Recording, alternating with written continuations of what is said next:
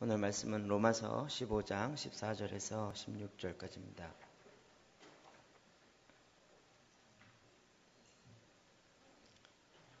로마서 15장 14절에서 16절 같이 읽겠습니다. 시작.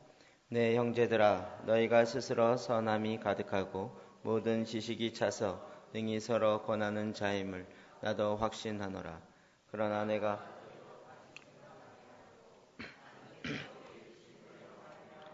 더욱 담대히 대량 너희에게 썼느니 이 은혜는 곧 나로 이방인을 위하여 그리스도 예수의 일꾼이 되어 하나님의 복음의 제사장 직분을 하게 하사 이방인을 제물로 드리는 것이 성령 안에서 거룩하게 되어 받으실 만하게 하려 하심이라.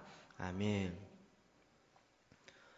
우리가 지난주에 제사장의 직분에 대해서 같이 생각했습니다. 오늘 다시 좀 더 이 제사장에 대한 이야기들을 더 깊이 좀 더 다루는 것이 필요하겠다 싶어서 다시 한번 제사장의 임무를 회복하라라는 말씀으로 같이 나누기 원합니다.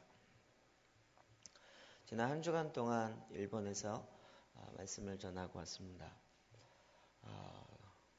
하루에 2번씩 했는데 통역이다 보니까 저는 2시간 설교했지만 4시간을 했습니다. 그리고 저녁에도 건 4시간, 3시간에서 4시간. 서 있는 게 힘들다고 생각한 게 처음이었습니다. 딱 4시간 서서 이렇게 말씀을 전하는 것이. 그래도 제가 그 동경의 신축구 샬롬교회에 대해서 거의 잘 모르고 갔습니다.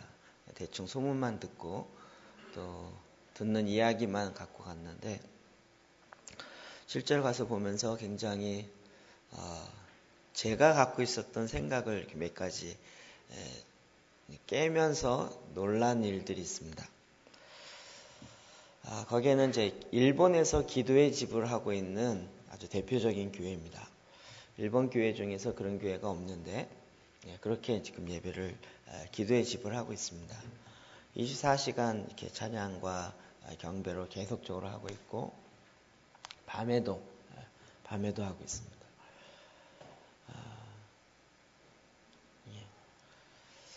그래서는 그 신고 목사님이 담임 목사님인 줄 알았습니다. 그렇게 하려면 담임 목사님 아니면 거의 불가능하다고 생각했는데 가서 보니까 담임 목사님이 아니고 청년부 담당 목사님이었습니다. 그래서 제가 약간 그 말에 깜짝 놀랐습니다. 그러면 원래 목사님 계십니까? 계신다는 거예요. 그분이 은퇴하셔서 원로 목사님 되셨냐? 아니라는 거예요. 한국에서는 전혀 불가능한 일인데 그런데 그게 가능하더라고요. 또 그것이 가능하게 되어질 여러 가지 요인들이 있었는데 그 신고 목사님이 그 교회 청년이었고 그 교회에서 자랐고 그리고 거기에서 안수를 받고 그리고 거기에서 이 청년 사역을 하면서 일을 하는 거였습니다. 그러니까 그 담임 목사님과 이 신고 목사님과 굉장히 영적인 자녀 이런 관계가 이미 되어 있었습니다. 그래서 무엇을 하든지 좀 이렇게 정말 자녀처럼 믿어주고 밀어주고 이러면서 계시는 것을 봤습니다. 물론 그 목사님도 담임 목사님도 원래는 그 하와이에서 미국 시민권을 갖고 있고 사고 방식이 조금은 일본과는 다르게 좀 이렇게 열린 개방적인 사고를 하고 계신 분이기도 했습니다. 그럼에도 불구하고 정말 쉽지 않은 그런 일들을 진행하고 있었습니다. 또 한 가지는 너무 많지만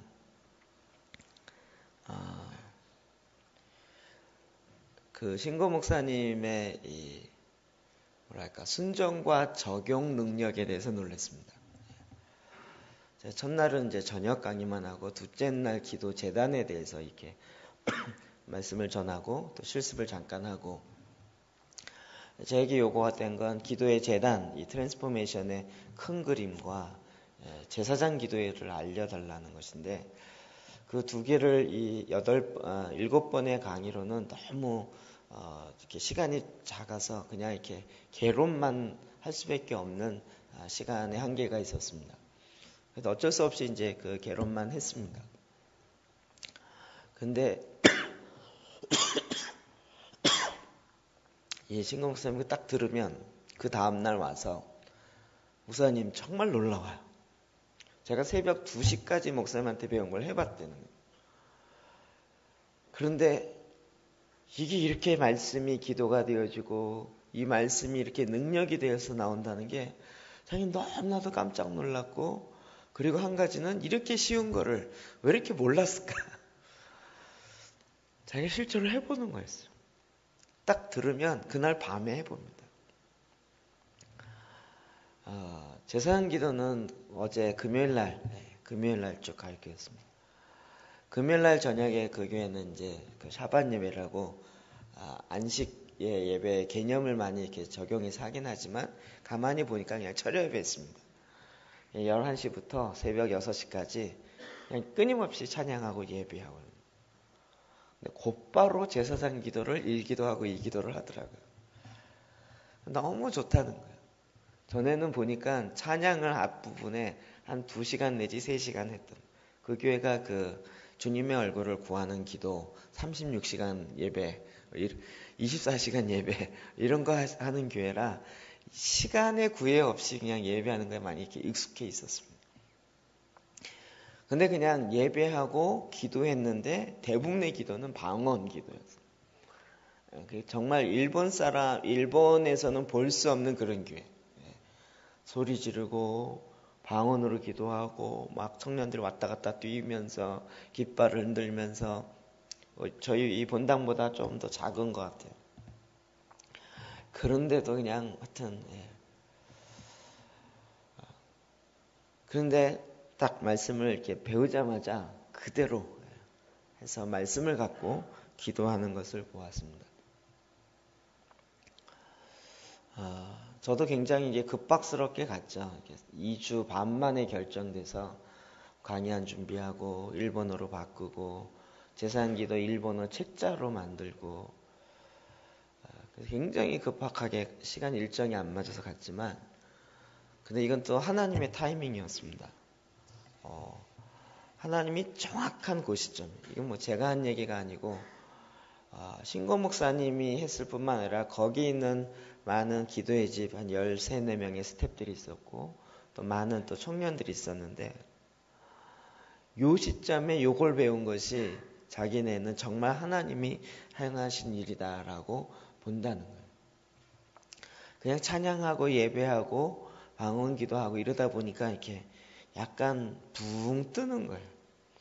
뭔가 24시간 예배하고 36시간 예배하고 주님의 얼굴을 구하고 브렉드루 예배하고 북해도에 가서 36시간 예배하고 이러는 팀들인데, 그래도 말씀이 없이 그냥 찬양과 방언과 이렇게 가다 보니까 소리 이렇게 공중에 뜨는 것 같지만 뭔가 이렇게 알맹이가 없는 것 같은.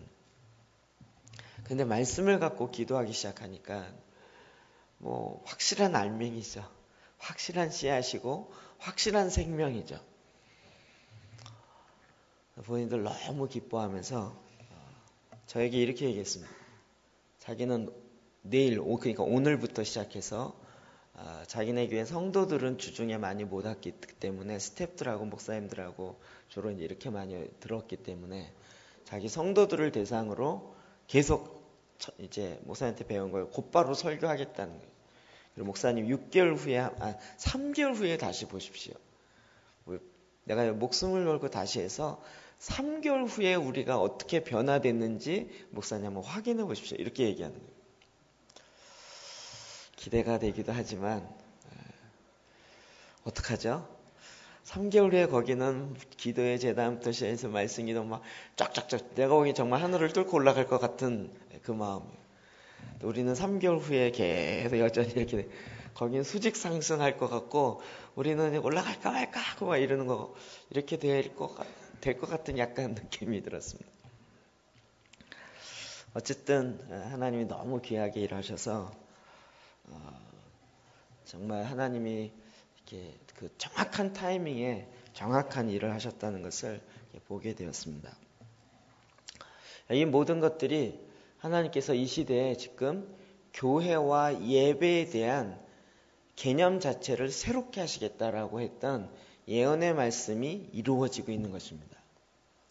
저는 우리가 생각지도 못했던 그런 예배입니다.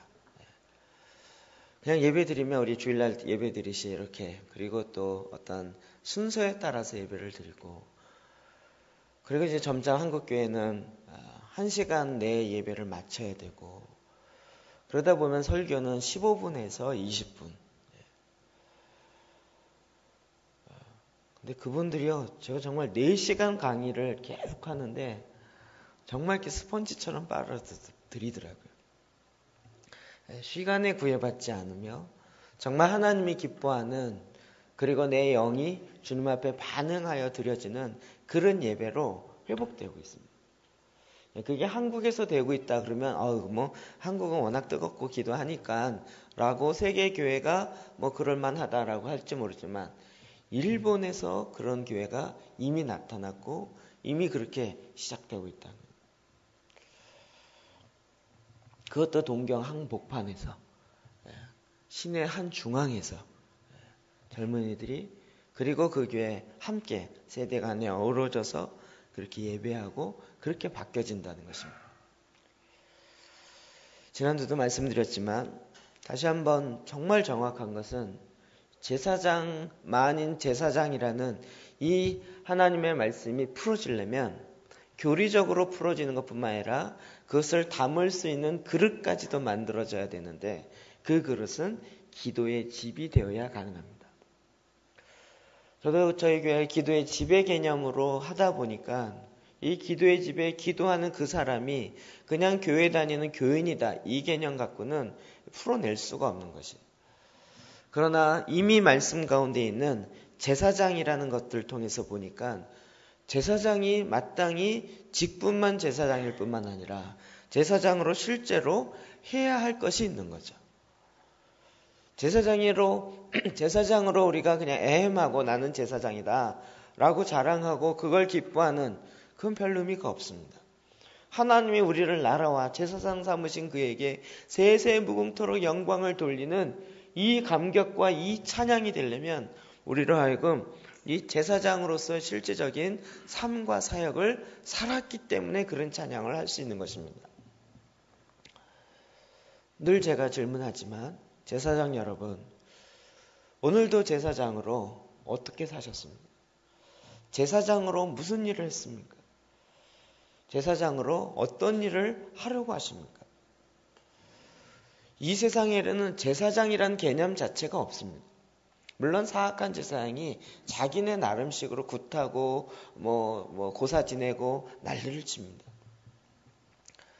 그러나 하나님의 제사장은 하나님이 원하시는 방법, 하나님이 지시한 그대로 순종하여 올려드리고 그렇게 살아가는 것이 제사장의 책임이고 임무인 것입니다. 그 완성이 예수 그리스도를 통하여 신약에 이루어졌고, 그리고 예수 그리스도와 또 제자들의 삶들을 통하여 우리에게 그것이 무엇인지를 오늘날 의미로 우리가 다시 풀어내고 있습니다. 그렇다면 그 원래의 의미였던 성막을 지어놓고 하나님이 제사장을 따로 아론과 그의 자손들을 통하여 제사장을 삼고 이들로 나를 섬기라 라고 말했던, 그래서 우리가 어떻게 제사장으로 하나님을 섬겨야 하는지를 제대로 알아야 한다는 것입니다. 물론 오늘날에는 우리가 황소를 드리거나 양을 잡거나 염소를 하거나 비둘기 잡거나 이러지는 않습니다. 그럼에도 불구하고 구약에 말씀하셨던 모든 것은 다 모형입니다. 모형은 실제가 온다는 것이죠. 실제가 올 것을 보면서 그것을 그냥 아이들이 갖고 노는 모형 무슨 조각처럼 그렇게 해놨다는 것입니다. 이것을 통하여 실제를 계속 기다리고 계속 실제가 무엇인지를 알 수 있게 모형으로 성막에 그런 모든 제도를 만들어 놨다는 것이죠.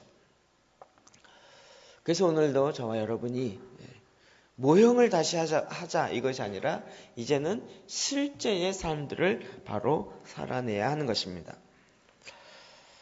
그럼 제사장의 임무는 성막 안에서 이루어집니다. 레위기 4장 10절 말씀 볼까요? 시작.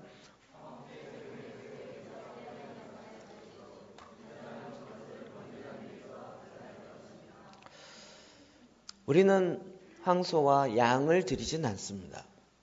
그러나 제물을 드리는 것은 제사장이 기본적으로 해야 될 임무인 것입니다. 물론 이 제물도 제사장이 갖고 오는 것이 아니라 죄인들이 자기의 죄를 속하기 위해서 갖고 와서 그것을 드립니다. 그러면 제사장은 그것을 이 제사법에 따라서 번제단에 태워서 드리게 되어 있어요. 죄인이 그 양의 이 목 있는 데를 칼을 찔러서 피가 튀기면 그 세마포 위에 핏부림을 받고 그 피를 다 받습니다. 그 피를 받아서 제사장에게 드리면 제사장이 그 피를 번제단의 뿔에다 바르고 그리고 그 번제단에서 태우게 되어 있습니다. 피는 먹지 않습니다. 제사장이 이것을 제물을 받아다가 하나님께 드리는 이 일, 이거는 핵심이고 본질이라는 것입니다.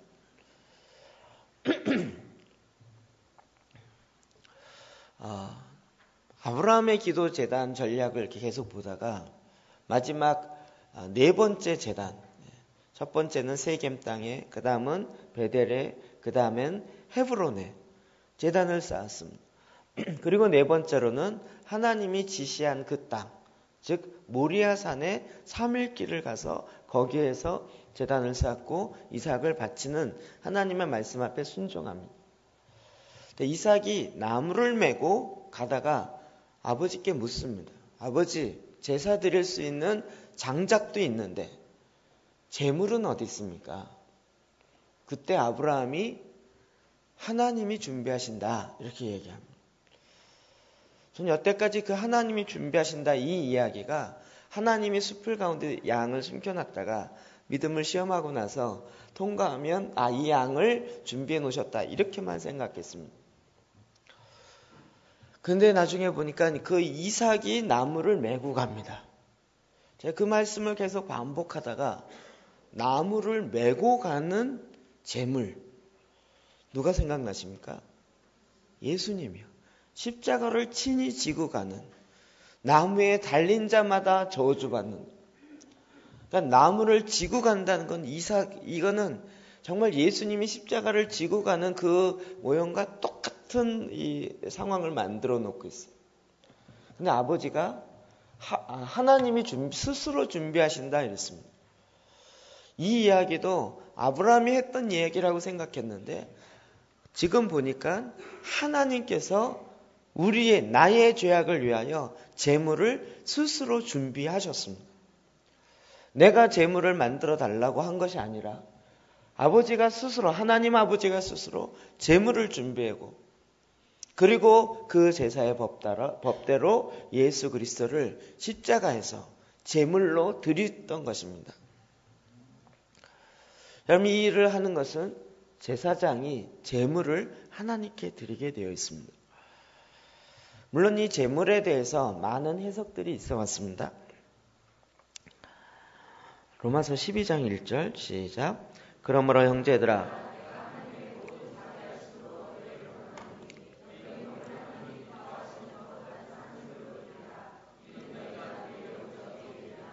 아멘.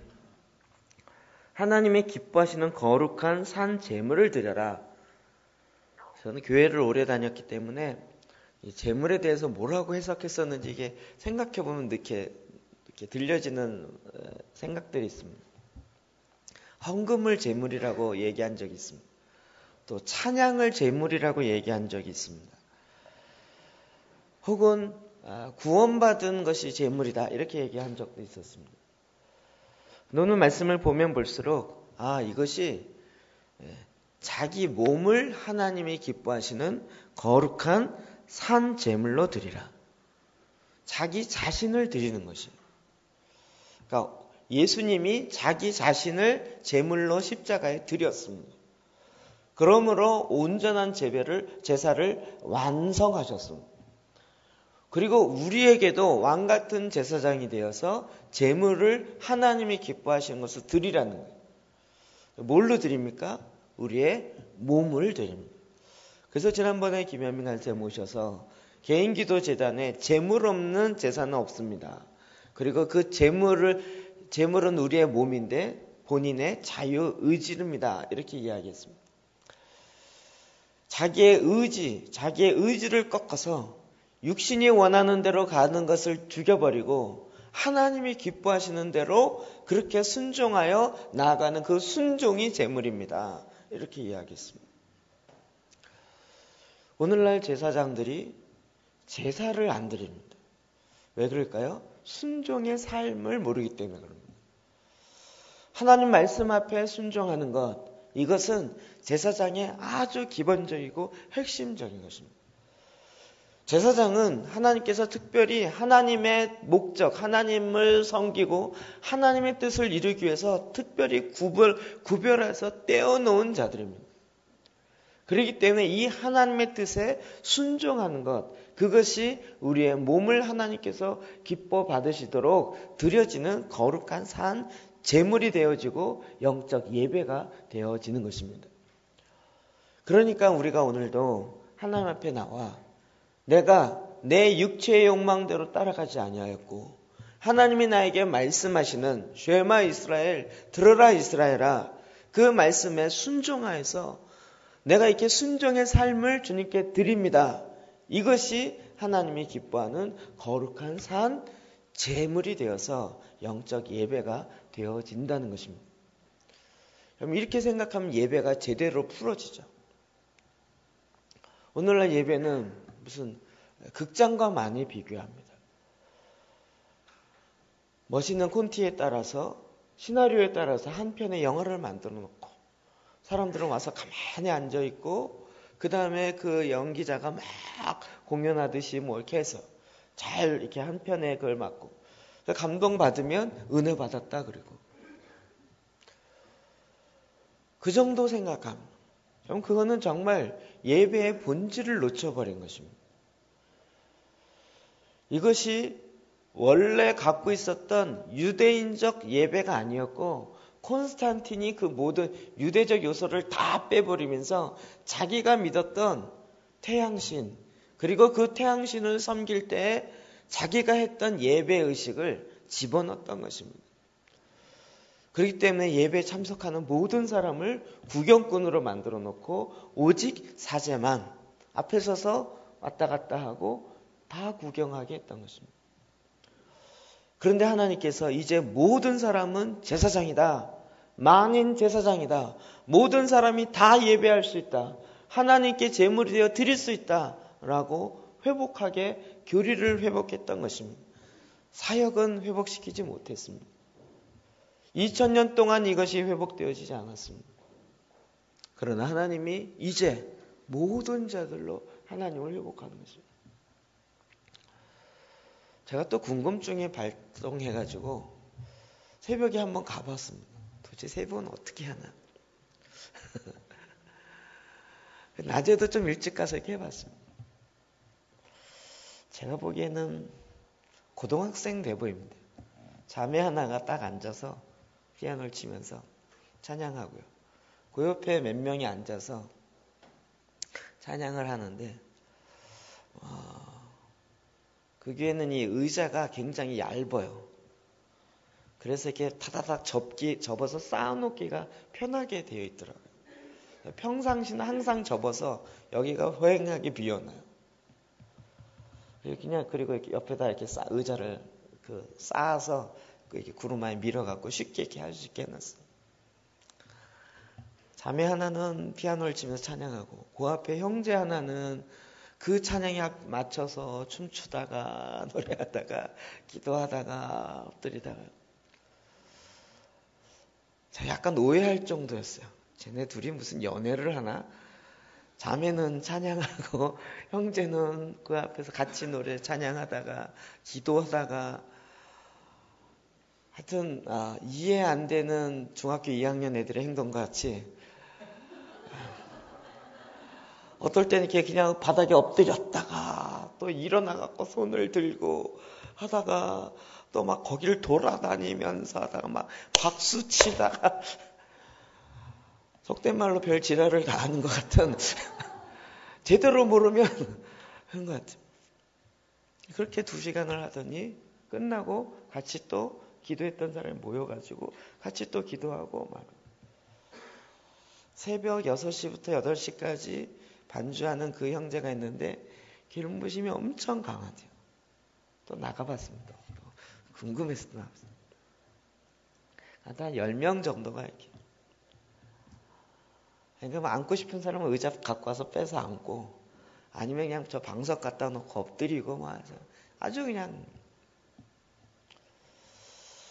이렇게 제 마음속에 어떤 것이 있었냐면, 예배에 참여하는 것이 아니고 본인들이 예배하는 거예요. 본인들이 자기의 몸으로 하나님의 기뻐하시는 것을 드려주는 거예요. 자기의 삶을 이렇게 드려. 그래서 어느 한 사람의 연주에 같이 참여하는 것이 아니라 다 같이 자기 나름대로 하나님을 기뻐하고 하나님을 즐거워하고 하나님이 원하시는 또 그 안에 있는 기쁨으로 잘 드려져요.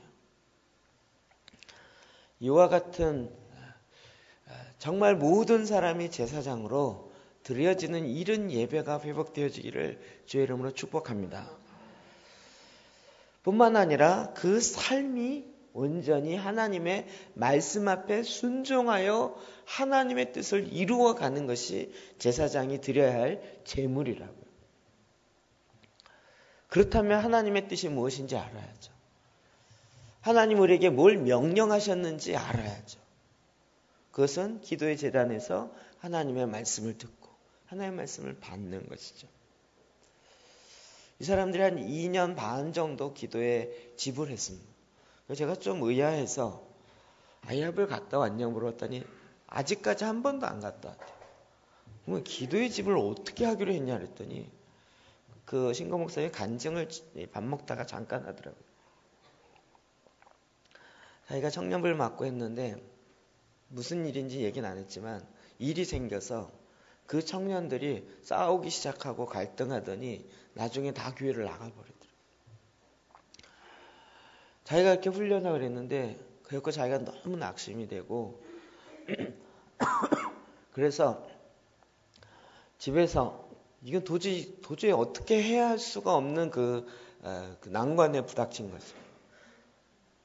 집에서 기도하는데 이 시간을 딱 일주일을 정해서 기도해야 되겠다 이러고 하는데 하나님이 이제부터 네가 기도하라 그러더래요. 그 하나님의 쌓인 말씀을 받았다는 거예요. 네, 알겠습니다. 그래서 누구한테 들은 게 아니고 하나님의 말씀하셔서 그래서 기도하기 시작했대요. 그리고 청년들 데리고 같이 하루에 3시간 기도, 6시간 기도, 그 다음에 12시간 기도, 그리고 24시간 기도. 굉장히 그러면 누구한테 듣고 이런 거 안 했냐 했더니 그거 작년부터 처음 알았다는 거예요. 이 차이기 목사님이 하도 여기저기 다니면서 얘기하고 막 붙이고 갔다가 강사 연결해주고 그러니까 이런 것도 있구나라고 자기네를 처음 안다. 그전에는 어디 가서 보고 야 저거 좋겠다 그러니까 벤치메이킹해서 그걸 흉내내서 하고 이게 아니었고 자기네가 그냥 한 거예요. 하나님 말씀하셔서. 그러다 보니 뭔가 부족한 게 있었죠.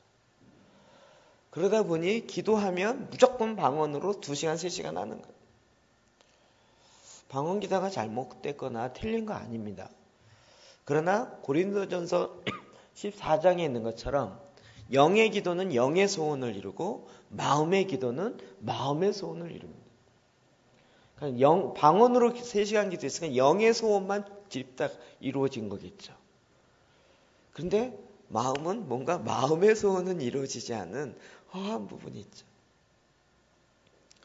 계속 그러다가 말씀으로 기도하는 것을 배우고 나서 막 간증도 하더라고요.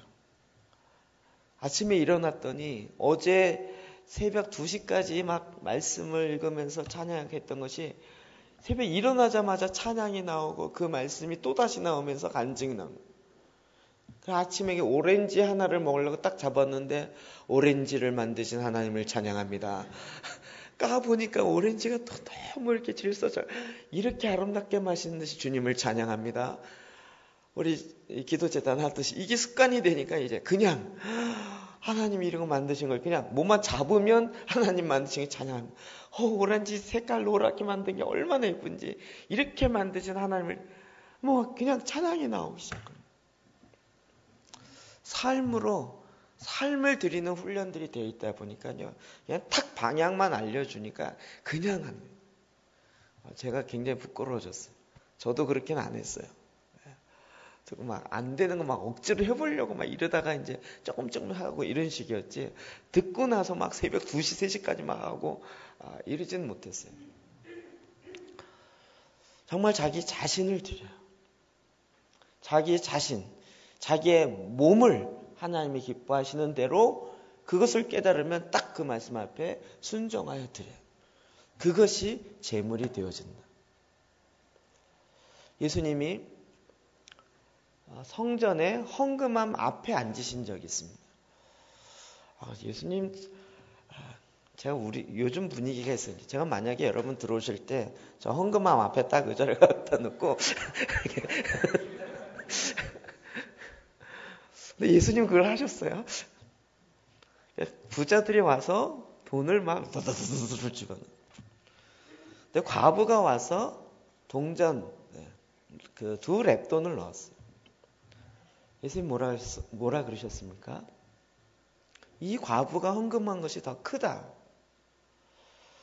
부자는 자기가 많이 가진 것 중에 그냥 일부를 돈을 그냥 갖다 넣은 거예요. 근데 이 과부는 이게 전 재산이에요.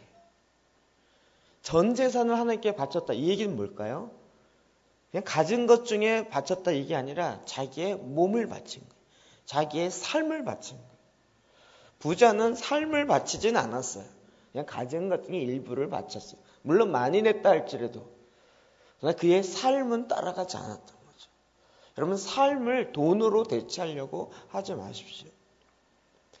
하나님은 이와 같이 정말 자기 자신을 바로 드리는 그와 같은 산 제물의 제사장들의 제사를 받으신다고요. 그러면 이 제사장 신학이 바로 회복이 되어야 우리의 교회, 우리의 삶까지도 회복되어질 수 있는 것입니다. 여러분, 왕 같은 제사장 여러분, 제사장의 임무를 수행하시기를 축복합니다. 자기 몸뿐만 아니라 성경에는 또 다른 측면에서 제물을 이야기하고 있습니다. 로마서 15장 16절 시작.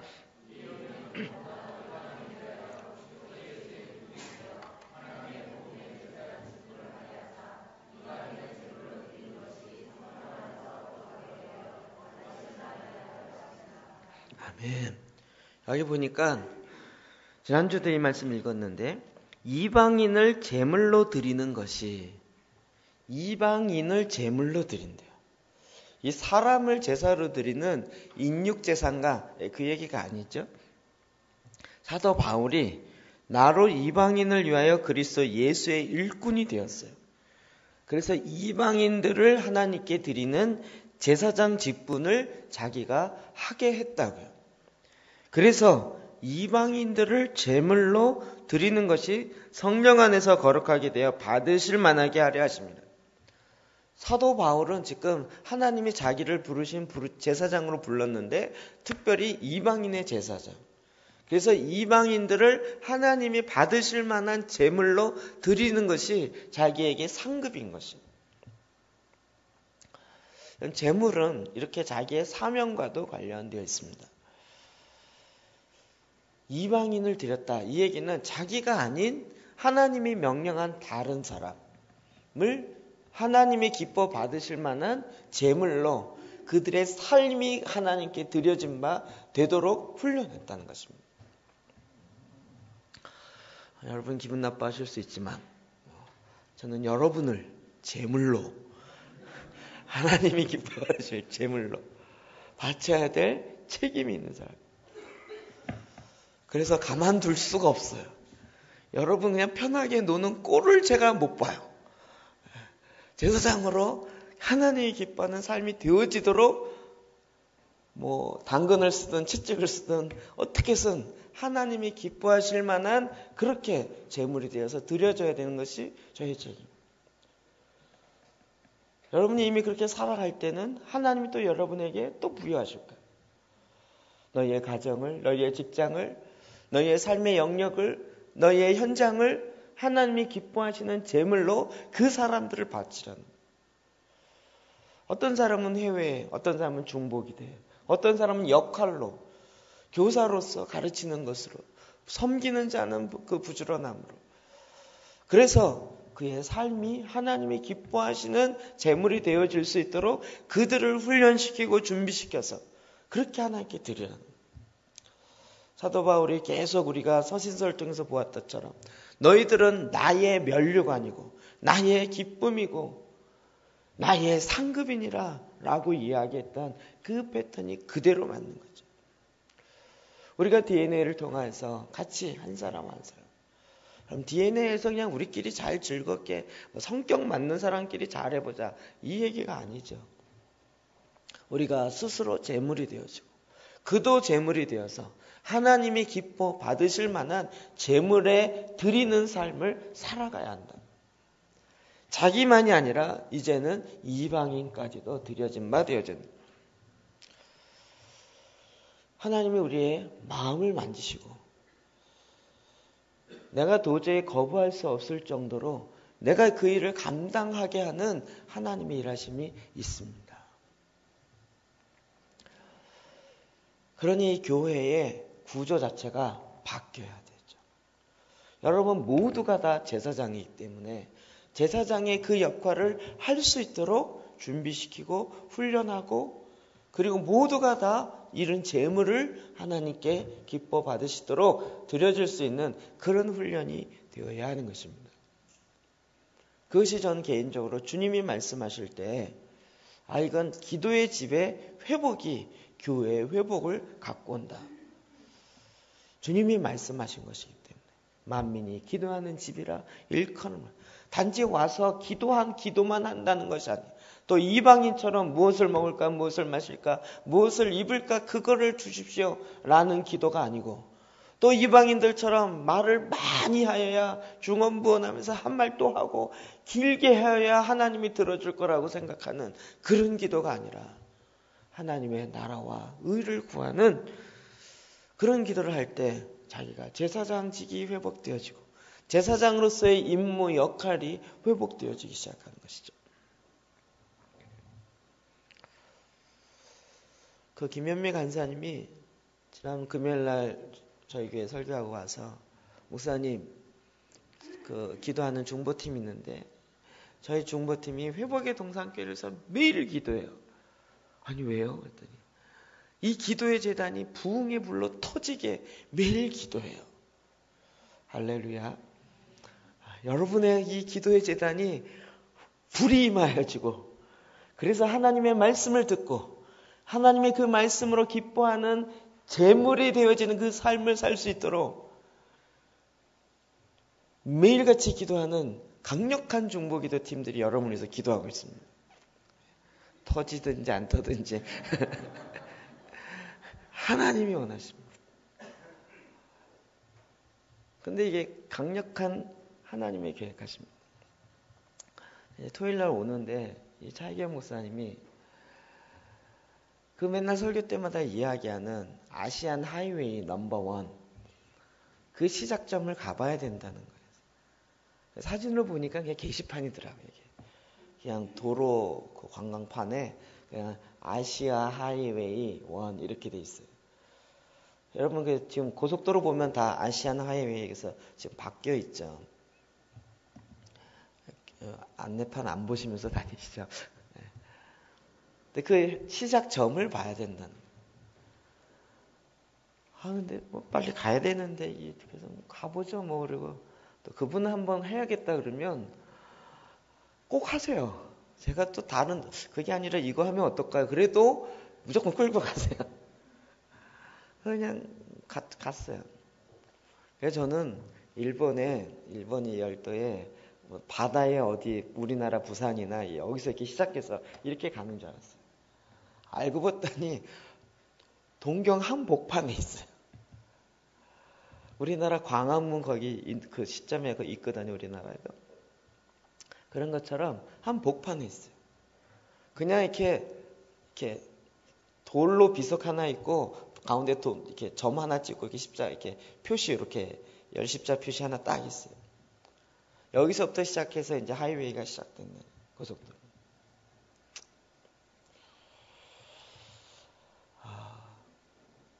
그 나라 사람들은 전혀 그렇게 해석 안 해요. 고속도로의 모든, 그러니까 거기서 시작해서 뭐 후쿠오카까지 몇 킬로, 저기 히로시마까지 몇 킬로, 뭐 이런 식이에요. 그런데 그 아시안 하이웨이라는 것은 거기서 그 일본 도로가요, 계속 연결돼요.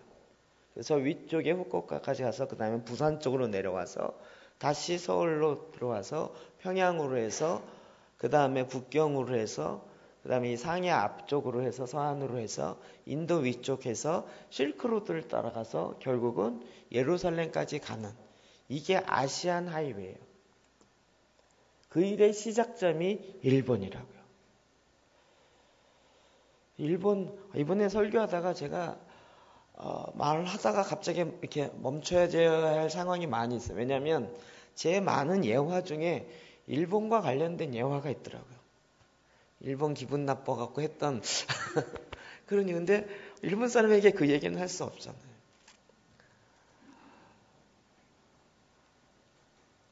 그런데 뭐라고 얘기하냐면 하나님이 마지막 때 이 아시안 하이웨이의 첫 시작을 일본에서 시작한다는, 일본에 부흥을 주고 일본에 그 일을 하게 하실 거라는 거예요.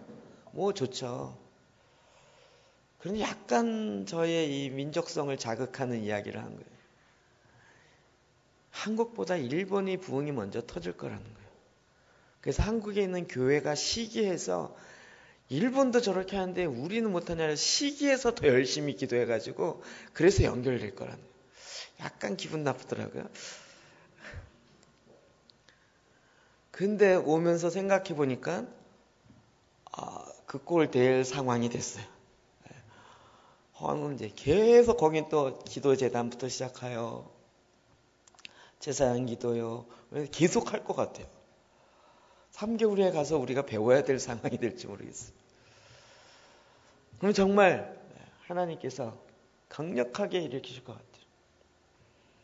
그럼 거기에 쓰임받는 것도 감사하지만, 그러나 하나님이 정말 하나님의 계획하심을 터뜨리세요.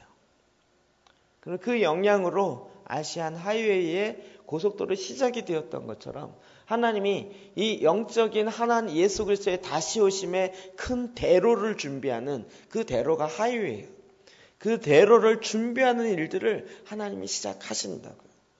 그 일을 위해서는 그냥 우리가 교회만 왔다 갔다 하는 그 정도의 교회와 그 정도의 수준 갖고는 이 마지막 때에 하나님의 일하심을 이룰 수가 없다고요. 받아낼 수가 없다고요. 그래서 이제는 하나님이 기뻐 받으실 만한 그 제물로 그 사람들을 붙이기 시작합니다. 하여튼 일본 선교사님도 있고 일본 한인교회 다니시는 분도 있고 또 하여튼 이번에 독특하게 여러 사람을 만나게 됐어요.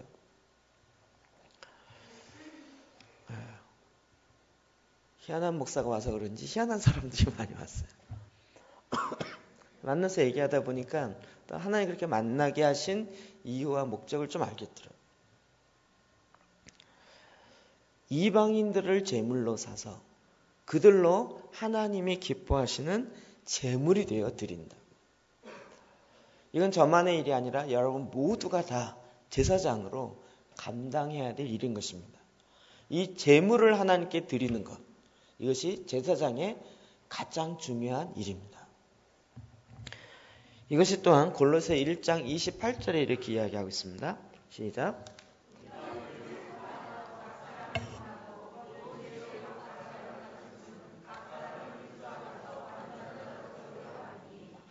아멘. 여기서 각 사람을 그리스도 안에서 완전한 자로 세우려 한다. 이 세우려 한다라는 것이 다른 성경에 보면 드리려 함이다 라고 되어 있어요. 성장한 자가 되어서. 즉, 이 제사장의 가장 중요한 일은 그 성도들을 하나님이 기뻐 받으실 만한 성숙한 자, 온전한 자로 성숙시켜서 그것을 하나님께 드리려고 한다고요. 여기에 양육이라는 개념이 들어갈 수밖에 없습니다. 데살로니가 전서에 보면 너희 가운데 유순한 자가 되어 유모가 자기 자녀를 기름과 같이 그렇게 성도들을 양육하여서 그리고 그들로 하여금 강건한 자가 되어서 하나님께 드리라고요. 내가 한 사람을 양육하고 내가 한 사람을 도와줘서 그로 하여금 하나님이 기뻐하시는 그 성숙함을 하나님께 기뻐함으로 드려지는 그 일이 되어질 때 그것이 또한 재물이 되어진다. 보통 부모에게 자녀는 기쁨이고 영광이에요. 자녀가 잘 되는 것을 보면 부모는 2배, 3배로 기뻐요. 자녀가 나보다 잘 되는 게 기분 나쁘신 분 계세요? 네가 뭔데 나보다 잘 돼? 이건 있을 수 없는 거죠. 오히려 더 잘 되길 원하고 나보다 더 나는 못했다 할지라도 너는 하면서 너는 나를 딛고 그 다음으로 나가서 이걸 하길 원한다. 그럼 이것이 재물인 것이에요. 하나님이 그렇게 그 사람들을 성숙시키시고 온전하게 되어서 드림바 되어지길 원해요. 저도 저와 여러분이 이렇게 더 온전함으로 나아가길 원합니다. 하나님의 그 성숙함, 하나님의 그 기뻐함으로 나아가길 원합니다. 제가 자꾸 새로운 걸 하는 것이 아니라 여러분이 더 성숙하기 위한 저의 이 몸부림이라는 것을 알아주시기를 간곡히 이연사 바랍니다. 12월 달에는 아데프 신부님이 저에게 오셔서 집회를 하기로 했습니다. 이집트 의사인데 광야에서 40년 기도하면서 여러분 나눠드렸던 그 보혈 기도, 전 세계의 보혈 운동, 예수의 피로 말미암아 하는 보혈 운동하는 그 모든 운동이 가장 기초가 되어지고 원전이 되어지는 그것을 본인이 직접 경험하고 기도했던 그 신부님이 한국에 오는데 저에게 집회하기로 했습니다. 12월 초에 기대하시라 개봉박도. 아유, 이 기도 재단도 잘 못했겠는데 왜 또 보혈 기도입니까? 이러지 마시고 온전함 가운데 나아가십시오. 더 성숙한 가운데 나아가십시오. 하나님이 계속 우리로 하여금 더 성숙함으로 나아가길 원합니다. 제가 5년 전부터 이스라엘 관련된 이야기가 풀어지면서 관련된 영상을 유튜브에서 막 찾았어요. 재밌는 건 한국 여자가 유대인 랍비랑 결혼한 쌍이 있더라고요. 그게 토픽이 돼가지고 뉴스에도 나오고 그랬어요. 그래서 우리는 진짜 가정으로 한세 사랑, 원유맨을 이루었다 이러면서 이야기하는 거예요. 그래서 이스라엘과 한국이 하나 되어짐이 그 가정에서 이루어졌다는 거예요. 놀랍죠? 이거 만나보고 싶지 않으세요? 남편은 유대인 랍비예요. 유대인이고 정말 랍비로 말씀을 가리키고 메시아닉주의고 보니까 4대째 믿는 집안에 그러더라고요. 이번에 그 김정철 감독의 브레드 그 TV에 인터뷰에 나왔던 캠블리 조 그 남편. 근데 그 캠블리 조 그 여자분이 차혜경 목사님의 절친이더라고요.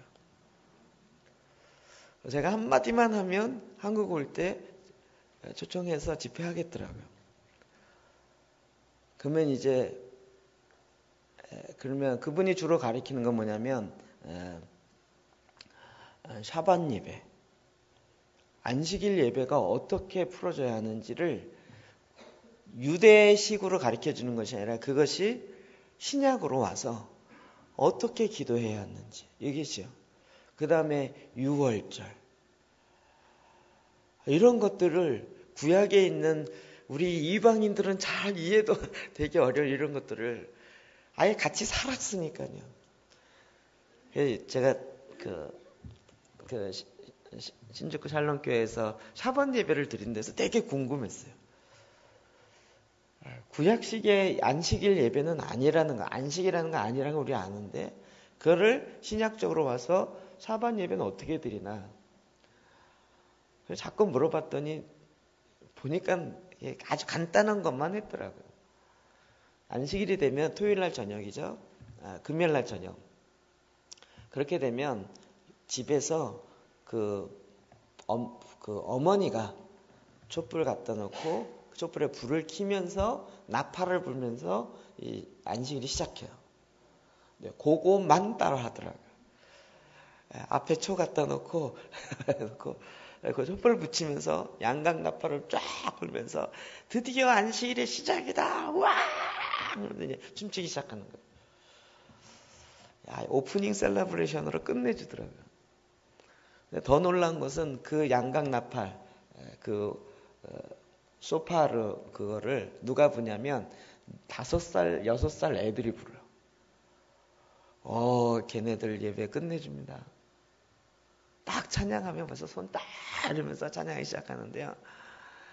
기도회 할 때도요, 거기에 맞춰서 양각 나팔 부르는데 그냥 장난이 아니고 정말 정확한 포인트에 쫙 빠바 기도가 갑자기 확 불타듯이 올라가기 시작해.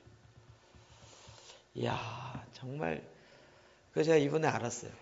양각 나팔 이게 트럼펫 불듯이 불어야 돼서 어른들은 이 불기가 쉽지가 않아요. 또 이빨이 이렇게 약간 뻐드렁니처럼 앞으로 나온 사람들은 이게 잘 안 돼요. 그런데 아이들은 이 구강 구조가 이게 쉬워서 웬만하면 분대요. 그래서 이스라엘은 어렸을 때부터 이 양각 나팔 부는 훈련을 어렸을 때부터 시킨대요. 양각 나팔 많이 사갖고 시켜야 될 것 같아요. 그러면서 하나님이 일하시는 영적인 흐름을 아이들이 알아요. 5살, 6살짜리가 알아요. 그리고 걔네들이 그 기도에 맞춰서 양각 나팔. 그래서 제가 누가 사인 주나 이렇게 봤어요. 아니에요. 지들이 알아서 이게 지금 불어야 되고 거기에 맞춰서 양각 나팔을. 근데 여러분 그 양각 나팔에서 확 뛰어나잖아요. 이게 조용하게 들리는 게 아니라 무 하면서 크게 들리잖아요. 까딱 잘못 갔다가는 이게 분위기 망치는 거거든요. 근데 거기에 맞춰서 쫙. 야, 깜짝 놀랐어요. 기도의 집을 하는 애들도 다르구나 역시. 걔네들이 어렸을 때부터 하나님을 예배하고 하나님을 찬양하고 이 훈련들이 딱 되니까요. 점차 이 성숙함으로 가요. 그래서 정말 하나님이 기뻐하시는 자녀로, 하나님이 기뻐하시는 하나님의 제물이 되어 수 있도록 부모가 양육하는. 그리고 그들이 온전히 하나님께 드린 바 되었을 때 그것은 부모에게 있어서 면류관이요, 기쁨이요, 자랑이요, 즐거움이 되는 것이죠. 이게 제사장이 하는 것이에요. 가정의 부모, 제사장으로서 그 일을 하는 것이죠. 그럼 또 제사장이 그 성소 안으로 들어가서 하는 일들이 있습니다. 출애굽기 25장 30절 시작. 아멘. 떡상입니다. 떡상에 그 위에다가 떡을 6개를 쌓아서 6개에서 2줄로 12개, 12지파를 이야기합니다. 근데 하나님께서 이것을 내 앞에 두어 항상 내 앞에 있게 할지니라.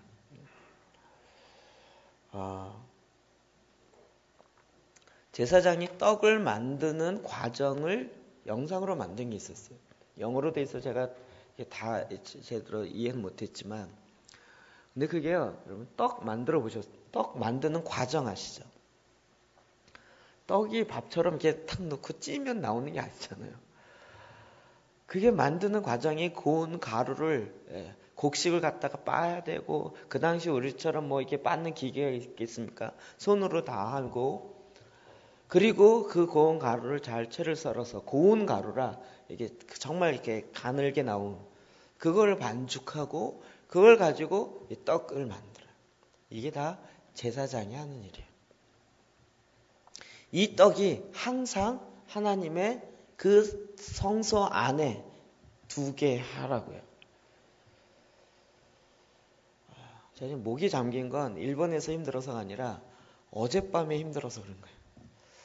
어젯밤에 와서 말씀을 이걸 준비하는데, 야, 이 떡상 이걸 제사장을 해야 되겠다. 근데 이게 잘 집중이 안 되고 안 풀리기 시작하는 거예요.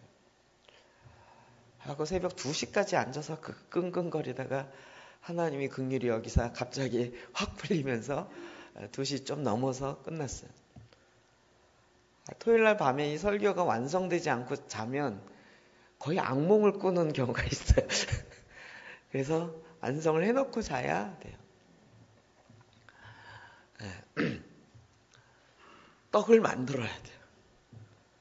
그래서 일주일에 한 번씩 이 떡상에 떡을 가는데, 이건 제사장이 할 일이에요. 여러분도 가정의 제사장으로, 직장의 제사장으로, 이 사회의 만인의 제사장으로 그 떡을 만드는 작업을 해야 돼요. 그리고 그 떡을 항상 하나님 앞에 진열해 놓아야 돼요. 누구든지 원하면 딱 그 떡을 맛볼 수 있도록 해야 한다. 이 제사장의 역할입니다. 제가 저희 이렇게 기도하라, 그 다음에 제사장 기도, 이 책자를 보고 고민해 본 사람은 책자를 딱 보는 순간 알아요. 이걸로 예배하면 되겠다. 이걸로 우리 가정 예배하면 되겠다. 이걸로 우리 직장 예배하면 되겠다. 약간 너무 좋아해요. 그렇죠? 막 그동안 예배라 그러면 꼭 목사님이 설교해야 된다고 생각했는데, 이거는 말씀을 갖고 읽기 시작하고, 그리고 거기서 오는 곳으로 다 같이 기도하고 이렇게 되니까 예배하기가 너무 편한 거예요. 묵찬, 기찬, 설기찬 이렇게 안 외워도 돼요. 예배 순서는 묵도, 찬, 묵찬, 기찬, 기도, 찬양, 설, 기찬, 설교, 기도, 찬양, 이렇게 순서대로 해야 된다. 이게 저 신대원 때 가르쳐서 외웠던 거라니까요. 무슨 예배를 묵찬, 기찬, 설기찬으로 예배를 하냐고요. 예배는 그렇던 형식에 이렇게 맞춰서 이렇게 해야 된다는. 그렇게 안 해도 하나님을 예배할 수 있다. 그 성막 기도 그 자체만 갖고도 얼마든지 가정 예배, 직장 예배, 어디에 가서든지 하나님을 예배하고 그들로 하여금 제사장이 되게 하고, 그게 가능하다고요. 그러니까 이걸 해보려고 했다가 안 됐던 사람 딱 보는 순간 이건 너무 좋다 그래갖고 가르쳐 주지도 않았는데요.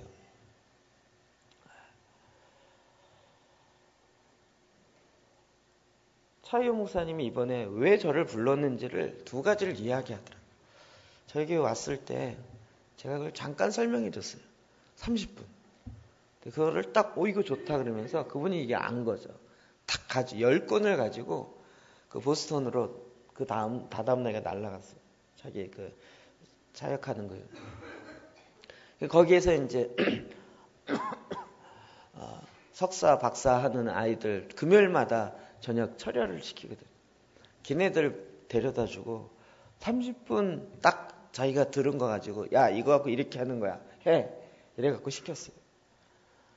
그동안 2, 3년 동안 계속 회개시켜서 이제는 더 이상 회개할 게 없는 아이들이었는데, 말씀을 다시 하니까 다시 회개하기 시작하더래요. 그러더니 이게 풀어지고, 그 다음부터는 자동, 야, 해. 그러면 가는 거예요. 자기 전에는 니들 회개! 이거 회개해야 되잖아. 막 계속 막 윽박 지르고 이러면서 했는데, 이제는 딱 말씀을 갖다 주면서 읽어. 그리고 하나님이 성령님이 이끌어 하시도록 해. 그랬더니, 그리고 이 애들이 머리가 좋잖아요. 여러분, 저희 그 책자가 미국까지 수출이 되어서 얼마나 잘 사용되고 있는지 곳곳에서 들리는 이야기들이 있습니다. 아예 책 전체를 거의 다 외워요. 계속 하니까, 반복해서 매일같이 하니까. 그리고 그 말씀으로부터 시작하여 풀어지는 그 진설병이 항상 떡상이 있는 거예요. 그 떡상이 있으니까 하나님 앞에서 계속 누구든지 이 떡을 나눌 수 있게 한다. 그러면 신약에 오면 예수님이 이 개념 위에 떡이다라고 이야기하는 거예요. 요한복음 6장 33절 35절 시작.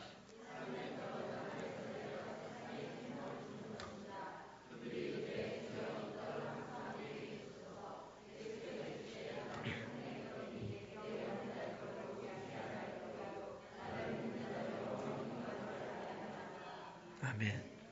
저는 어렸을 때 떡을 안 좋아했어요. 그래서 이 말씀을 보면 이 떡을 항상 우리에게 주소서 이럴 때 이 사람들은 떡을 되게 좋아하나 보다. 난 떡 안 먹어도 괜찮은데 뭐 이렇게까지 떡을 먹으려고 그래? 밥 먹으면 되지. 라면이 더 좋고 뭐 이런 식의 생각이었어요. 그랬는데 이제 나중에 이제 의미가 그게 아닌 걸 알았죠. 이 떡을 항상 우리에게 주소서. 떡집에 가서 사 먹으면 되는 그 떡이 아니라는 거예요. 우리가 항상 먹는 그 떡이라고요. 그럼 이것이 진설병에 이 성소에 있는 떡과 관련돼서 예수님 말씀하신 거예요. 예수님이 괜히 떡 좋아해서 떡을 비유로 설계한 게 아니라 유대인들이 이미 갖고 있는 이 성막에 그 진설병의 떡이요. 예수님이 내가 그 떡이라는 거예요. 내가 그 떡. 나는 생명의 떡이니 내게 오는 자는 결코 줄이지 아니할 터요. 나를 믿는 자는 영원토록 뭐 예수님이 야 떡 떨어졌다 그만 와라 이런 적이 없었어요. 누구든지 오면 그 생명의 떡을 누구든지 나눠. 야 넌 내가 보기 싫으니까 안 준다 떡 이러지 않으신다. 누구든지 나에게 오는 자는 이 생명의 떡을 나눈다. 이 생명의 떡을 나누는 것이 제사장의 목이라고. 그러니까 제사장은 우리 모두가 다 이 생명의 말씀의 떡을 만들 줄 알아야 되고 이것을 나눌 줄 알아야 돼. 이걸 목사님 혼자만 이게 아니고요. 여러분 모두가 다 만인 제사장으로 이 떡을 만들어서 나눌 수 있는 그 일을 해야 된다고. 난 목사가 아니어서 나는 뭐 장로님이 아니면 못합니다. 이게 불가능해요. 저는 개인적으로 제 마음속에 이런 마음이 있어요. 교회 집사님이다 그러면 떡의 고수. 장로님이다 그러면 떡의 왕고수. 말씀 모르면 우리 장로님께 물어봐. 말씀 기도를 20년 했기 때문에 물어만 봐면 그냥 잘이야. 이렇게 되어지길 주의 이름으로 축복합니다. 말씀을 모르면 성도들에게 물어보겠어. 일반 그 세상 사람들이 이런 거 모르겠다 그러면서 교회 다니는 물어보면 그냥 말씀이 절절절 나와요. 이게 만인 제사장이라고요. 만인 제사장이 교회 오게 하는 그 정도에 끝나는 것이 아니라고. 누구든지 예수 그리스도를 전하고 그 생명의 떡을 나누고. 마태복음 28장 20절 말씀 봅시다. 시작. 내가 너희에게 분부한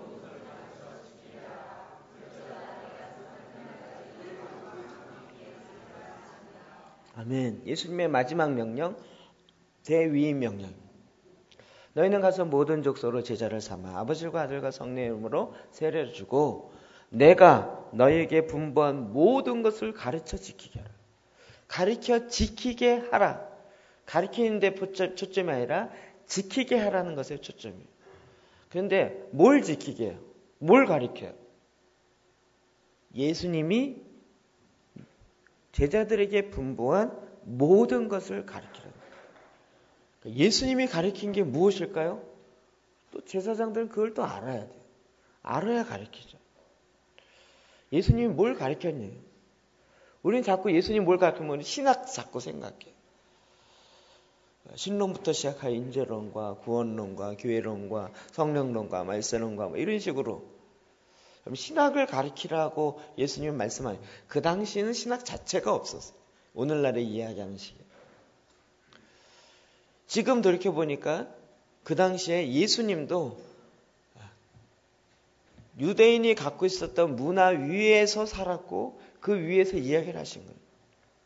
가장 핵심은 토라죠. 모세오경이. 그리고 예수님은 그것을 가지고 예수님이 새롭게 더 조명해서 확대해서 해석해 준 것이 있어요. 그러니까 이 모세오경의 말씀과 예수님의 말씀이 대치되지가 않아요. 더 깊어졌죠. 너희는 모세의 말에 이혼을 증서를 써주라고 이야기했지만 나는 너에게 말한다. 모세오경에 나와 있는 그 말씀에 이제는 그렇게 하지 마라. 이게 틀렸다가 아니라 이렇게 돼 있지만 나는 더 깊이 있는 더 성숙한 거를 말한다. 이러면서 이야기하는 거예요. 여자를 보고 음령을 품는 자마다 간음하는 자. 왜 이혼 증서를 써주라 그랬어요? 남자들이 워낙 못돼갖고 이혼 증서를 써주지 않고 여자를 노예 삼기 때문에. 그래서 이게 배려 차원에서 써줘라 그랬던 거예요. 그게 어떤 율법 차원에서 이거 안 지키면 천국 못 가 이런 차원이 아니고 그 삶의 배려점. 그러나 나는 그 근원을 없애기를 원하는데 여자를 보고 음욕을 품는 자마다 간음하지 말고 음욕 품지 말고 그렇게 살지 말아라 하고 더 높은 수준에 더 완성된 수준에 주님이 말씀하셨어요. 모든 것을 가르쳐 지키게 하라. 이것이 그 당시 제자들이 들을 때 나 배운 게 없는데 이게 아니었고요. 딱 머리에 들어온 거죠. 하나님의 말씀. 특히 모세오경으로 시작돼요. 그리고 그것을 예수님이 풀어줬던 예수님의 말씀들이에요. 여러분 이 떡을 준비하셔야 돼요. 여러분이 1년 전에 받은 쉰 떡을 아직까지 갖고 있지 마시고 그때 은혜 받았던 말씀으로 그걸 지금까지 먹을 수 있습니까? 떡은 날마다 하나님의 입으로부터 나오는 그 말씀을 먹으며 살아야 돼요. 음식 쉬면 버려야 돼요. 이 떡상의 떡도 일주일에 한 번씩 갈게 되어 있어요. 우리가 그 떡을 정말 신선하게 날마다 만들어야 되는 것이죠. 그리고 그것을 가르쳐 지키게 하는 것이 제사장의 임무인 것입니다. 마가복음 2장 26절 시작.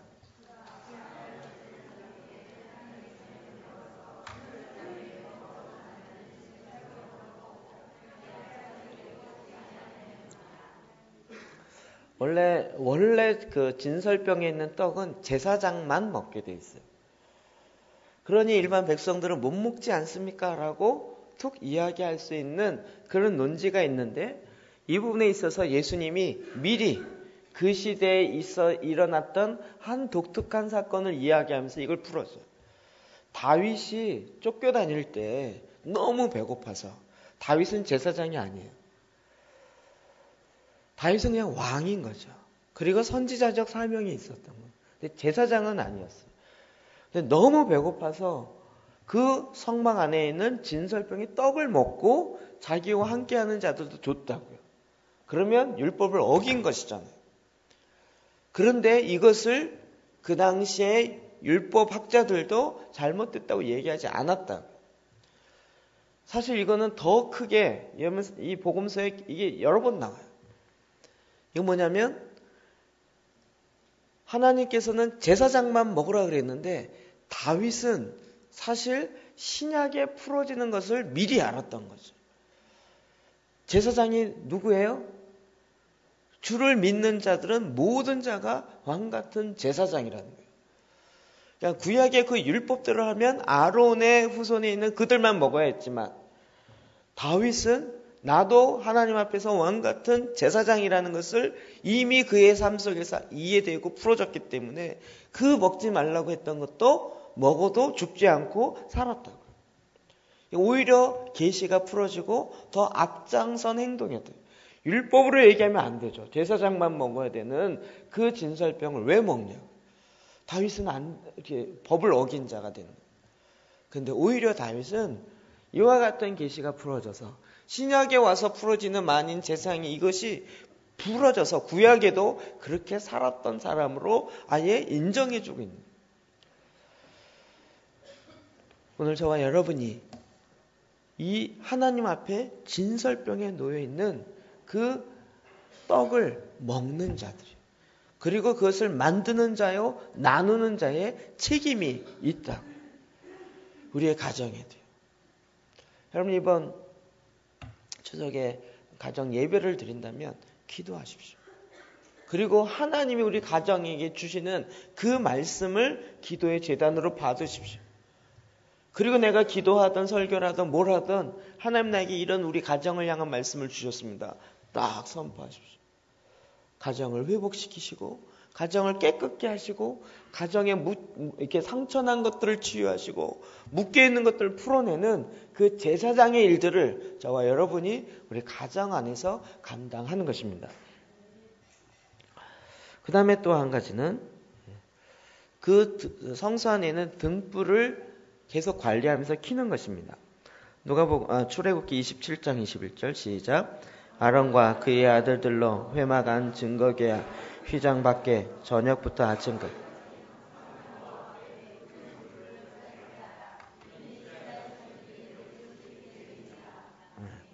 그 성소 안에 그 등불을 항상 켜게 했습니다. 이건 누구 책임이에요? 아론과 그의 아들들, 제사장들의 책임이에요. 등불이 항상 켜지게.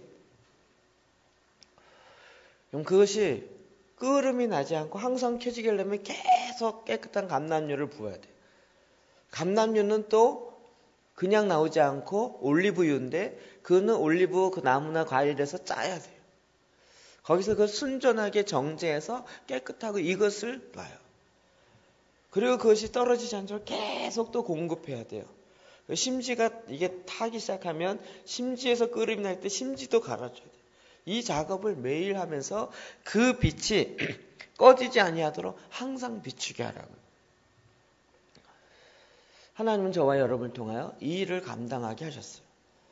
빛은 항상 빛을 비춰야 돼요. 그것이 신약에 오면 이렇게 되어지죠. 마태복음 5장 14, 16절 시작.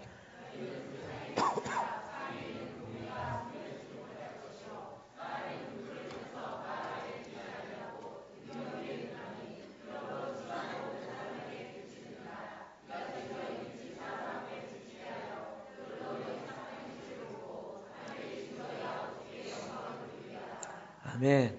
너희가 빛이란 말이에요. 그래서 집안 모든 사람에게 비추게 한다. 제사장들은 빛이에요. 그래서 그 빛이 꺼지지 않고 집안에 있는 모든 사람에게 이 빛이 비춰지게 하라고요. 너희 빛이 사람 앞에 비추게 하여. 이것이 그냥 하나님 앞에 하나님을 비추는 것 같지만 사실은 그 안에 들어오는 사람들을 비춰줘요. 그래서 우리는 이 세상의 빛이에요. 제가 계속 이야기했지만 하나님은 이 세상의 어두운 것을 탓하지 않으세요. 이미 하나님을 떠났기 때문에 어두워질 수밖에 없고 어두워져 있다는 거 하나님도 너무나도 잘 알아요. 이 어두움의 문제를 해결할 수 있는 방법은 무엇일까요? 어둠을 언론에 보도하고 막 들춰내고 책임자를 가르면 이 어둠이 해결될까요? 그렇지 않죠. 빛이 와야 됩니다. 빛이 비춰져야 됩니다. 그래서 하나님은 그 동네, 그 지역에 빛인 제사장들을 찾는 거예요. 빛된 저와 여러분을 찾아서 왜 빛이 이 어둠을 비치지 않는가를 더 안타까워하는 거예요. 우리가 할 수 있는 대로 이 일을 하라고요. 착한 행실을 이 세상 사람들이 이해할 수 있는 그들이 이해하는 착한 행실을 행하라고요. 에베소 5장 8절 시작.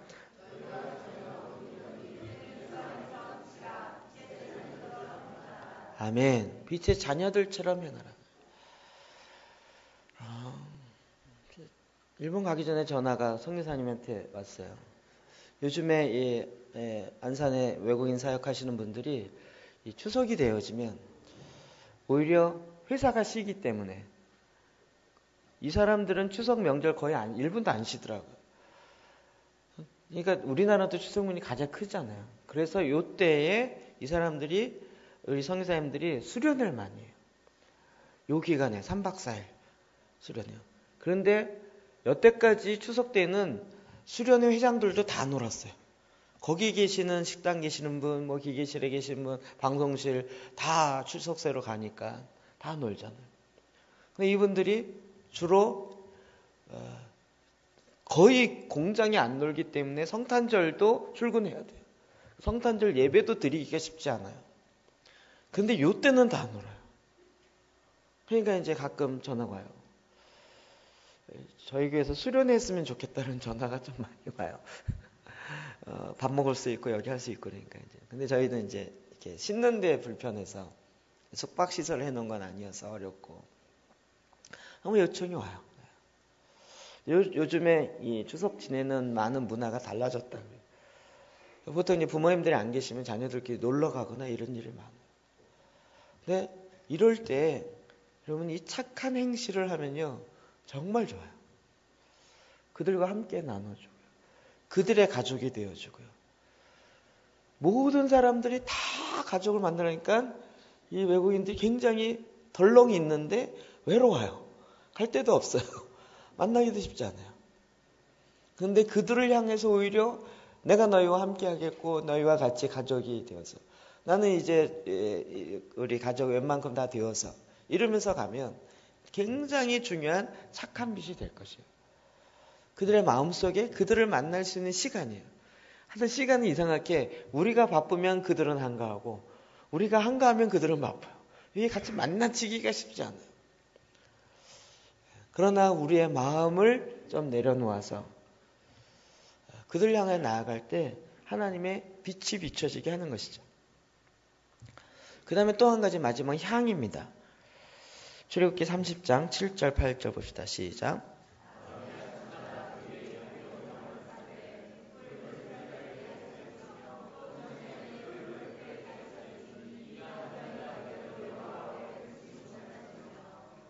이것도 아론이 아침마다, 즉 제사장이 아침마다 하는 것이에요. 향을 아침마다 피워 올린다. 여러분 이 향은 그 재료가 있습니다. 34절, 35, 36 한 번 더 봅시다. 시작. 여호와께서 모세에게 이르시되 너는 수합향과 나감향과 풍자향의 향품을 가져다 그 향을 유황에 섞되 각기 같은 분량으로 하고 그것으로 향을 만들되 향 만드는 법대로 만들고 그것에 소금을 쳐서 정결하리라. 그 향 얼마를 곱겠지요. 내가 너와 만날 회방한 증거궤 앞에 두라. 이 향은 너에게 지극히 거룩하니. 하나님이 이 향은 지극히 거룩하니라. 그래서 제사를 할 때 이 향을 피워서 그 향이 이 성소 안에 가득 찰 때 하나님의 셰카이나의 영광이 임하는 거예요. 이 향이 피어지는 건 너무나도 중요한 거예요. 우리가 잘 아는 것처럼 이 향은 성도의 기도입니다. 근데 뭘로 만들어요? 소합향과 나감향과 풍자향. 이게 뭐 너무 어려워서 이제 이게 유대인 히브리 사역하시는 선교사님을 통해서 이것을 좀 알게 됐어요. 소합향이라는 것은 나타브라고 되어 있는데 액체가 그 나무나 이런 곳에서 진액이 나오는 액체가 떨어지는 것, 그 스며 나오는 것 이런 것을 모아서 들여지는 것이 만드는 것이 소합향이에요. 즉 이거는 자발적인 기도를 이야기해요. 자발적 기도. 내가 하나님을 만나기 기쁘고 하나님 앞에 드려지는 게 기뻐서 자발적으로 드려지는 기도. 그 다음에 나감향은 세할레스라고 되어 있는데 이건 홍해의 저 밑바닥에 있는 그 바닥에서 모아지는 조개. 그런데 이게 깊게 건 300m 정도 밑에서 그런 조개들이에요. 그 조개를 빻아서 나오는 그 향을 이야기해요. 이건 인내의 기도를 의미합니다. 인내의 기도요. 그냥 우리가 기도 짠 하면 쫙 들어주면 좋겠는데 그렇지 않은 게 너무 많잖아요. 그럴 때 포기하지 않고 인내하는 기도의 향이 하나님께 올라가야 된다는 거예요. 마지막으로 이 풍자향이라는 것은 헬베나 이렇게 되어 있는데요. 이것은 이렇게 나무나 이런 것들이 찢어지면 거기에서 이 상처를 꼬매려고 진 같은 게 나오잖아요. 진액 이런 거예요. 이런 기도예요. 그런 것을 모아서 만드는 향이에요. 즉 성도 가운데 이 고통 가운데 울부짖음 가운데 나오는 그런 향의 기도예요. 자발적인 기도, 인내하는 기도, 그리고 고통 가운데 나오는 그런 기도로 하나님께 올려드리라고요.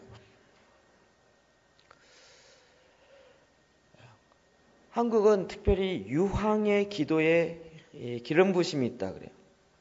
이 세 가지 향에다 다 유향을 전부해요. 그리고 거기에다가 소금을 쳐요.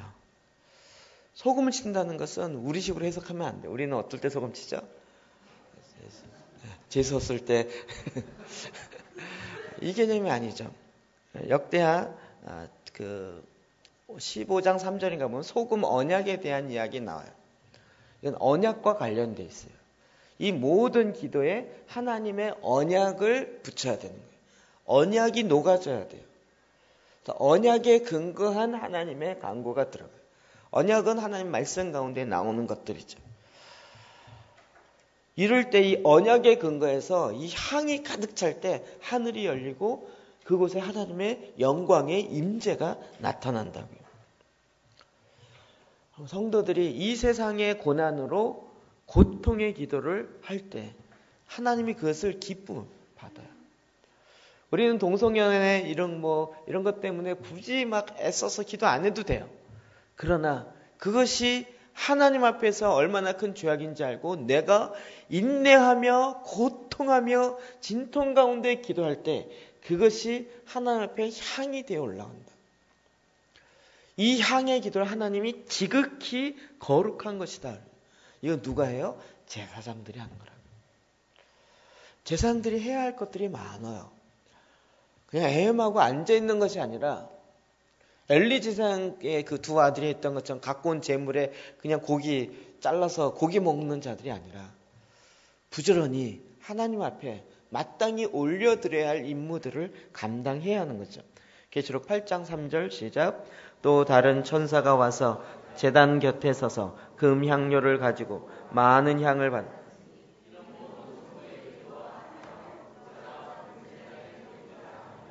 아멘. 성도의 기도와 합해요. 이 많은 향들이 성도의 기도와 합해지는 것이에요. 그래서 보좌 앞 금제단에 드리고자. 하나님이 계시는 그 보좌 앞에 금제단. 이것이 또 그래서 이 금향로도 제단이에요. 금향로의 제단, 기도의 제단. 그 제단에서 나온 성도의 기도가 합하져서 하나님이 받으실 만한. 이거 왜 그렇죠? 하나님이 사람을 통하여 만민을 다스리라 하죠. 이 다스림과 관련된 하나님의 메시지를 받고 그 언약에 근거한 하나님의 언약의 메시지들이 하나님께 올라가는 거예요. 하나님 그 모든 것을 통하여 천년 동안 왕노릇하게 하는 이 완성을 이루시는 거라고요.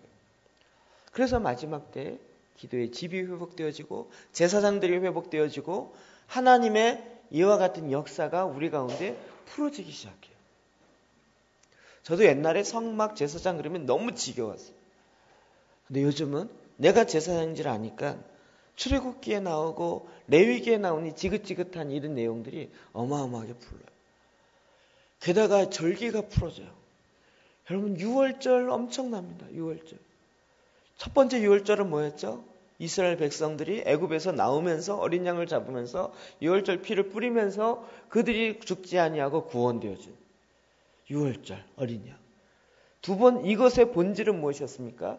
예수 그리스도의 피가 뿌려져서 우리를 이 세상의 애굽으로부터 구원되시는 하나님의 역사예요. 이 절기를 지키면 어떻게 돼요? 이게 미래적으로도 완성돼요. 예수 그리스도의 어린 양의 그 피, 순교자의 그 피가 이제 이 세상에 있는 모든 자들 가운데 뿌려져서 저 그리스도로 말미암아 고난 가운데 있는 그 모든 자들이 다시 구원받게 되어지고 그것으로부터 나오게 되어지고 그리고 그 주님은 나오게 되어지면서 대추수의 찬양이 그 대추수의 구원의 역사가 이루어지기 시작하는 마지막 완성까지 가는 거예요. 그러니까 하나님께서 6월절을 지키라 이건 단지 우리 4,500년 전에 우리가 민족이 구원받았지 이게 끝나는 것이 아니에요. 이게 현재적으로 일어난 것이고 앞으로 일어나는 것이에요. 오순절날. 그럼 십계명이 언제 말씀으로 떠나요? 오순절날 떠나죠. 시내산에서요.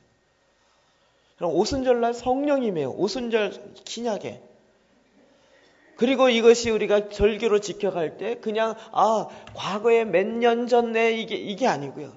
이 현재적으로 오늘날 우리가 오순절의 삶, 성령이 임하는 사건, 이 삶을 살 뿐만 아니라 앞으로 하나님의 이 오순절에 하나님의 말씀이 완성되어지고 실제화되어지는 이 오순절의 삶이 실제가 이루어져요. 구약의 이 절기들은요, 오늘 현재적 의미로 가요. 장막절. 그들이 나오면서 텐트를 쳤어요. 이 장막절 지난번 얘기했죠. 오늘날 교회예요. 하나님의 임재예요. 그리고 영원, 미래적으로 영원토록 주님과 함께 하나님의 천국, 하나님의 천국은 막 유토피아 이런 개념이 아니라 하나님과 함께하는 하나님의 임재가 영원하는 그 완성이 이루어져요. 그래서 장막절. 성경에 나오는 모든 절기들은요, 하나님의 계획이 그 속에 다 녹여 있어요. 그러니까 하나님이 지키라 하는 이야기. 이것도 다 바꿔놨어요. 유대인이 하는 거 다 틀렸다 그래놓고 그게 유대인이 하는 거예요. 구약부터 나왔던 건데. 그걸 다 성탄절로 바꿔놓고 뭐 추수감사절 바꿔놓고 추수감사절의 성경적 근거가 어디 있어요? 하나님이 그 의미 자체를 이제 완전히 새롭게 하신 거예요. 그리고 이제는 제사장들이 회복돼요. 저와 여러분이 그리스도 안에 왕 같은 제사장으로 이거 보고 딱 알고 나면 가만히 있을 수 없어요. 우리가 마땅히 해야 할 일들이 이렇게 어마어마하게 많은데 내가 이 세상 일로 나의 일로 바쁘고 이 세상 일로 바빠서 하나님을 섬기라고 우리를 불렀는데 그 일을 하지 않는 것이 직무유기이고 그 일을 전혀 모르고 있는 것은 내가 이 땅에 보냄받은 자의 그 삶을 살아가고 있지 않는 것이죠. 주님께서 이 휘장을 찢으셔서 하나님 앞에 나아갈 수 있는 새롭고 산 길을 놓으셨어요. 그래서 하나님이 저와 여러분 모두를 다 왕같은 제사장으로 아버지 계신 그 집에 임재의 그 보좌 앞에 나아가 주님과 교제하며 주님과 함께하는 그 삶을 살게 하셨어요. 그래서 이 기도의 집에서의 삶이 신부의 영성인 거예요. 왜요? 신랑과 함께 살아가는 그 삶이기 때문에. 신부의 영성 맨날 나가서만 갖고 뭐 2차원이 아니고 신부의 영성은 뭐예요? 신랑과 같이 산단 말이에요. 신랑과 같이 그 집에서 거하면서 그 사랑의 그 삶을 살아가면서 신랑 마음속에 있는 게 뭔지 알아서 그것들을 해나간다. 주님과 거하는 함께 동행하는 가장 친밀함의 삶이 풀어지는 것이 신부의 영성이고 이것이 바로 기도의 집 가운데 또 제사장들 가운데 우리로 하여금 이 일을 감당하게 하는 것이죠. 우리는 그리스도 안에서 왕 같은 제사장입니다. 이 해석이 틀렸다 그랬죠. 왕이요 제사장입니다. 정말 천사도 흠모할 만한 그 직분을 받은 자들입니다. 이제는 제사장의 직분을 우리의 삶의 현장에서 수행하는 것입니다. 이루시는 것입니다. 왕이요 제사장이신 여러분 통촉하여 주옵소서. 주의 말씀을 받아 주시옵소서. 기도하시겠습니다.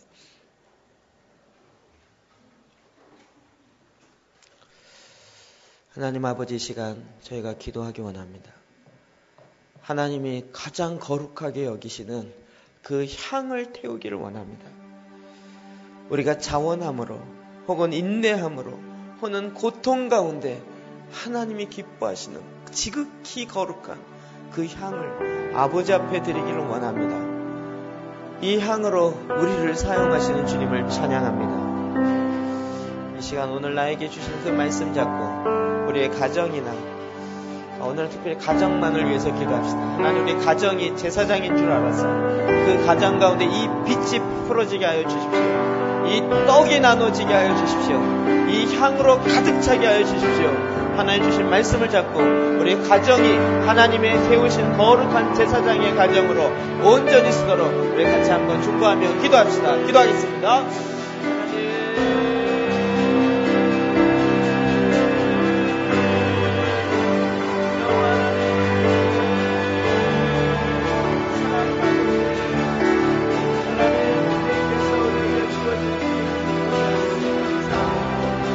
아버지 하나님 우리가 제사장인 줄 알아서 하나님 앞에 하나님의 기쁨을 거룩하게 양보해 여호와 하나님 우리가 하나님 아버지 드러나게 하시고 주의 권능을 인정해 주시게 드러내시고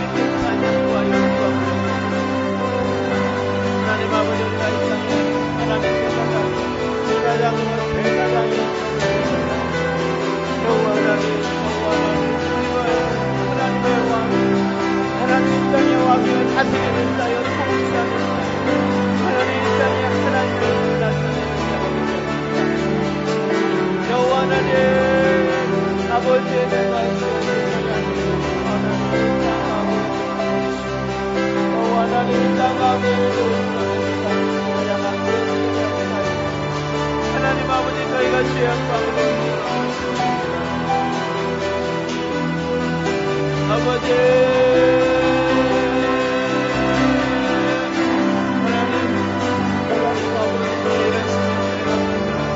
하나님 땅에 와서 놀라운 하나님을 저희를 알고 살게 하시고 나누게 하시고 그것을 찬양과 영광과 존귀를 여호와 하나님 가운데 하나님의 진리를 말씀하시고 하나님 우리가 서신자 하나님 아버지 하나님 아버지와 함께하는 진리예요. 함께하는 진리예요.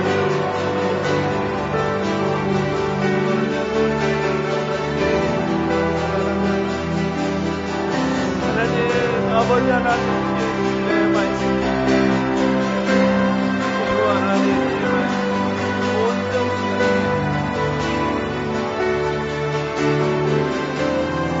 아버지 우리가 하나님 기뻐할 수 있는 모든 상을 여호와 하나님께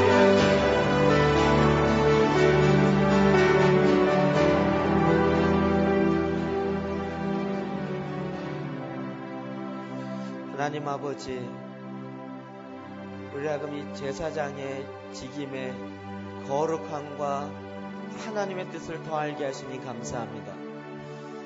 아버지, 우리가 정말 아버지의 뜻을 이 땅 가운데 이루어가는 그 자녀의 그 삶을 살기로 이미 결단하였습니다. 아버지, 이루시옵소서. 아버지, 저희가 이루겠습니다. 이 말씀 앞에 순종하여 나아가겠습니다. 아버지, 내가 아니요 내 안에 계신 주의 생명의 말씀이 이루시는 줄 믿습니다. 아버지의 방법으로 이루어갑니다. 아버지의 뜻대로 순종하여 나아갑니다. 주님, 영광 받으시옵소서.